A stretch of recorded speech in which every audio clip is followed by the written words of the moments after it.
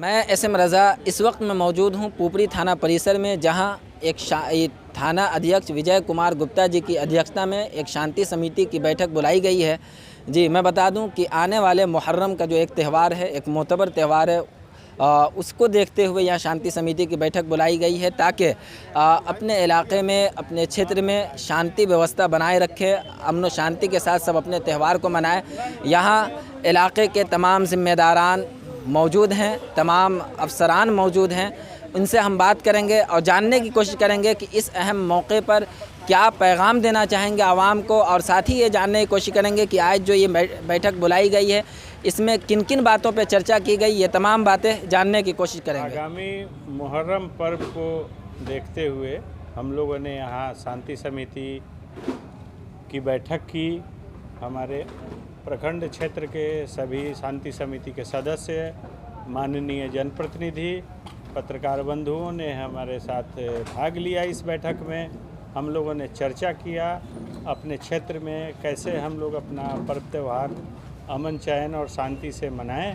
सभी को हम लोगों ने सतर्क किया और आगामी त्यौहार के लिए थाना और प्रशासन के स्तर से दिए जाने वाले अनुज्ञप्ति के संबंध में भी हम लोगों ने चर्चा की कि उस अनुज्ञप्ति में क्या क्या बिंदु होने चाहिए।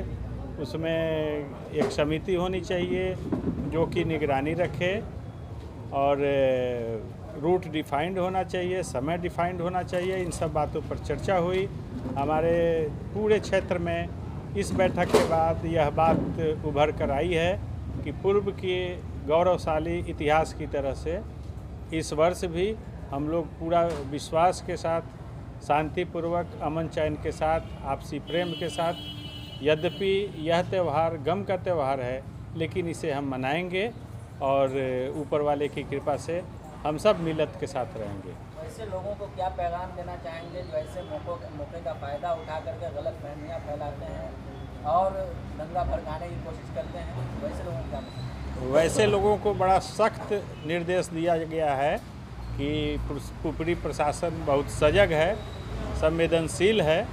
हमें अपने समाज और जनप्रतिनिधियों का भी साथ है।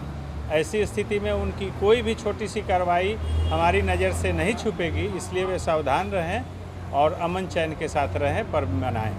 जिला से इस मौके पर क्या गाइडलाइन? जिला से गाइडलाइन है कि अब कोई भी जुलूस, कोई भी ताजिया बिना लाइसेंस के नहीं निकलेगा। इस पर हम लोग सख्त निगरानी रखेंगे और हम सभी सजग हैं अभी से, और सब लोगों के साथ तालमेल बिठा के कोई भी क्षेत्रीय समस्याओं का विश्लेषण करेंगे और कोई भी असामाजिक तत्व इस मौके का फ़ायदा न उठाए, इस पर निगरानी रखें। लाइसेंस की क्या प्रक्रिया है? लाइसेंस की प्रक्रिया है कि अपना एक कमेटी बनाएंगे, कमेटी बना के, और उसमें कौन सा कहाँ से शुरू होगा, कहाँ पहलाम होगा, कितने बजे शुरू होगा, कितने बजे ख़त्म होगा, डीजे नहीं बजाएंगे, इस तरह का सारा कुछ उसमें वर्णन करते हुए वो एक आवेदन देंगे। उसके आलोक में हम अपने नियम कानून के आधार पर उन्हें एक अनुज्ञप्ति देंगे कि किस समय शुरू करना है, किस समय अंत करना है। सारे उनके जो सदस्य होंगे वे सब अपने अपने आधार कार्ड और अपने मोबाइल नंबर पूरे पता के साथ देंगे, ताकि हम उनसे समन्वय बना के इस पर्व को अच्छी तरह से संपन्न कर सकें। जिला से तमाम थाना को आदेश दिया गया था, जितने भी डीजे मालिक हैं उनके साथ मीटिंग करके बॉन्ड भरने की बात की गई थी, क्या अब तक किया गया? हमारे शांति समिति में लोगों ने बताया कि यहाँ डीजे बजाने की कोई परंपरा नहीं है, तब भी हम लोग सजग हैं, सबसे बॉन्ड लेंगे कि वे लोग इसका दुरुपयोग न करें। इस पर्व के अवसर पर सख्त मनाही है डीजे न बजाने की।